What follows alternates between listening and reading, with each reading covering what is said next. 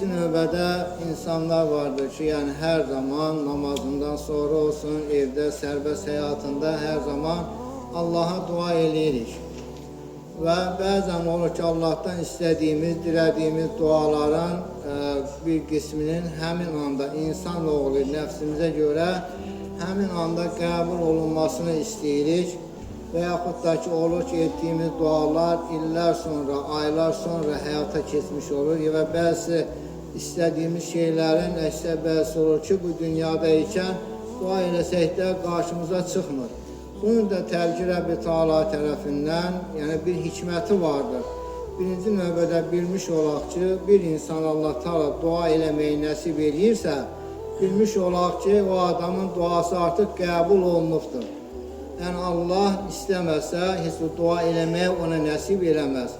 Və digər tərəfdən, insan bu hikmətlər odur ki, insan var, dua eləyirik, bəzi dualarımız həmin anda qəbul olunur, istədiyimiz yerinə yetirilir və bəzən olur ki, istədiyimiz gecikdirilir.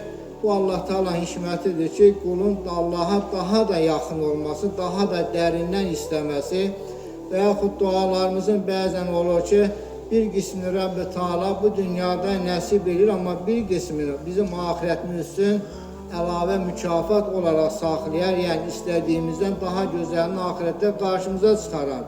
Və bəzən də olur ki, dua eləyirik, amma istədiyimiz şey bu dünyada qarşımıza çıxmırsa, həll olmursa, demək ki, Rəbbi Teala bunun daha yaxşısını bizim üçün ahirətimizə saxlamaqdadır. Hətta Həzrət Əli Allah ondan razı olsun, ona belə sual eləyirlər ki, Rəbbinin Allah olaraq olduğunu necə tanıdın? Deyir ki, hər istədiyimi mənə verməməsindən dolayı Rəbbimin Allah olduğunu tanıdım. Yəni, məndən daha çox sevir. Yəni, mən istədiyim şeylər içərisində gələcəyində mənim bilmədiyim narahatsız, fəlakətlər ola bilər. Bundan dolayı Rəbbi Teala istədiyim şeyin əzəldən gözəl olduğunu, pis olduğunu bildiyi üçün mənə yalnız məni sevdiyi üçün lazım olan şeyləri göndərməkdə, qəbul edib verməkdə, bəzən isə saxlamaqda. Yəni, bu hikmət ilahidir ki, heç vaxtı dualarımızda dua elədim, qəbul olunmadı deməyək, səbirli olaq və həmişə davamlı olaraq dualarımıza davam eləyək.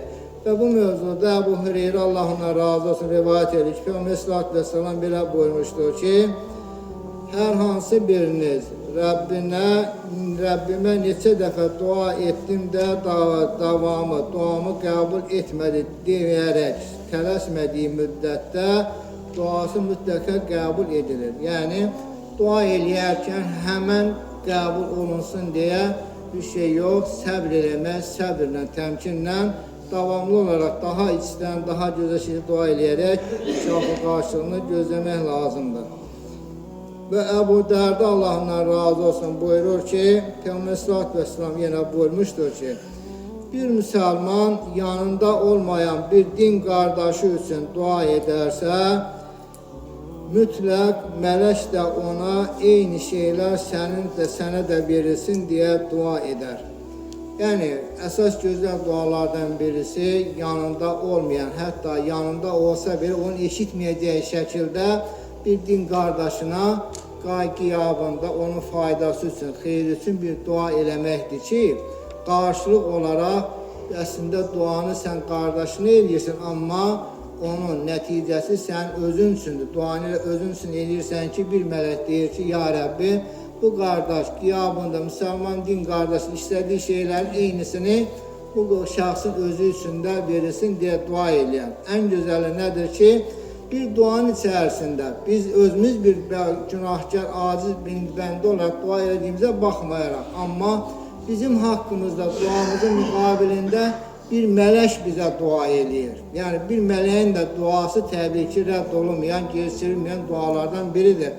Yəni, bir müsəlman qardaşımız üçün qiyabında, ya Rəbbi, filan qardaşımız bir işi var, onun işinə xeyir ver, faydalı olsun, onun vəffəq elə, bağışla deyə dua eləməyimiz heç də bizdən bir şey əksiltməz.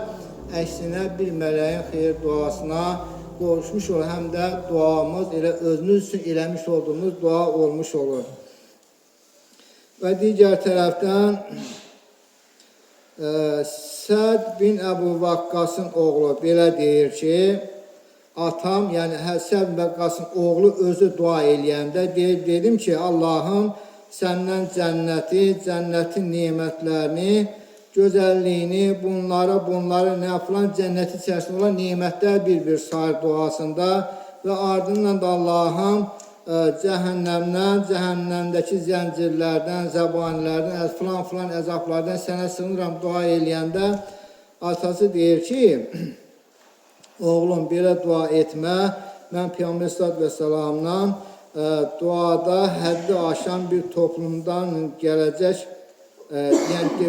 yəni dualarında həddi aşan bir topluluq formasında olmayın deyir. Yəni duada zaten sən cənnət Allahdan istəsən, onun içində nemətlər də zaten sənə bəxş olunacaq. Cəhənnəm əzabından Allaha sığınıram deyirsənsə, onun içərisindəki əzabların hər birisini əhatə edir. Yəni duada özəl olaraq dualar eləmək bizə tövsiyə olunmaqdadır. Əsas odur ki, duamızın əvvəlində Rəbbi Teala haqqı ilə həmsəna eləmək, yəni Elhamdülillahi Rabbil Alemin demək qısacası və yaxud da ki, və salatu və selamu ala Rasulullah Muhammed, Allahümme sallallahu ala Muhammed deyərək Peyğəmbər sallallahu aleyhi ve sellem gətirməyimiz özü edəcəmi dualarımızın qəbuluna bir vəsilədir. Rəbbi Teala cəmi dualarımızı dərgahında eşqisi olaraq qəbul eləsin.